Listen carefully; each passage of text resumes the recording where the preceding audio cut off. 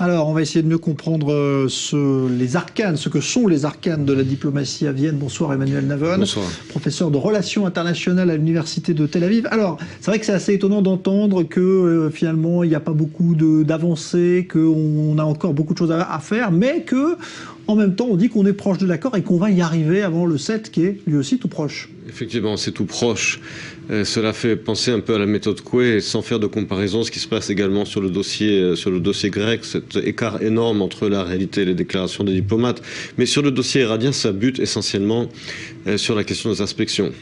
Là-dessus, effectivement, les Iraniens refusent qu'il y ait des inspections complètement libres et ouvertes des pays occidentaux. Et là-dessus, les pays occidentaux, à juste titre, ne veulent pas transiger, parce que sans inspection libre, il n'y a aucune valeur à un tel accord, et c'est là-dessus que ça bute. Ouais. Alors il y aura sans doute là ce week-end de nouveaux balais diplomatiques, c'est-à-dire que peut-être que les Iraniens iront de nouveau à Téhéran. Pour l'instant, est-ce que vous avez l'impression que les Iraniens ont lâché quelque chose dans cette nouvelle négociation à Vienne? Non, clairement non, de la même manière qu'ils n'ont rien lâché dans les précédentes négociations.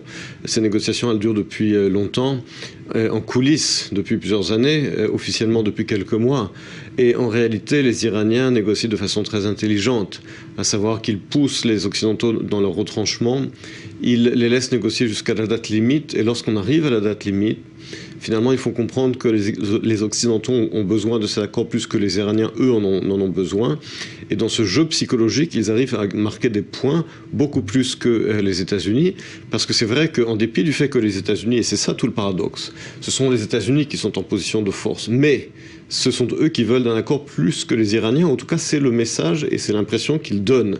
Alors que les Iraniens, qui en réalité ont besoin de cet accord plus que les États-Unis, parce que c'est eux qui souffrent des sanctions, arrivent à faire sentir au monde et aux États-Unis qu'ils n'ont pas véritablement besoin de cet accord. Et dans ce jeu psychologique, effectivement, les Iraniens marquent plus de points que les États-Unis. Beaucoup de choses sont conditionnées quand même à la conclusion de cet accord. On a vu par exemple que le dossier israélo-palestinien, pour l'instant, était en sommeil parce qu'on veut à tout prix aboutir à cet accord avant le 7 juillet, puisque c'est la nouvelle date. Est-ce qu'on peut imaginer que rien ne soit fait le 7 juillet et qu'à ce moment-là, que va-t-il se passer? Est-ce qu'il va y avoir un séisme diplomatique si aucun accord n'est trouvé avec l'Iran? Encore une fois, pour reprendre l'exemple de la Grèce que j'ai évoqué tout à l'heure, on avait parlé également de séisme économique, d'explosion économique le 30 juin, et cette explosion n'a pas eu lieu. Si un accord n'est pas obtenu, on peut compter sur les diplomates pour qu'ils étendent la date butoir, la deadline, pour encore quelques jours. Et ça avait été le cas d'ailleurs, je vous le rappelle, pour l'accord cadre. L'accord cadre, on est arrivé vraiment à la dernière minute à une espèce d'accord général avec des déclarations contradictoires des deux côtés. Je pense que si le 7 juillet, il n'y a pas d'accord signé, on peut compter sur les diplomates pour parler encore d'une extension, d'une nouvelle deadline, ou en tout cas d'un accord général.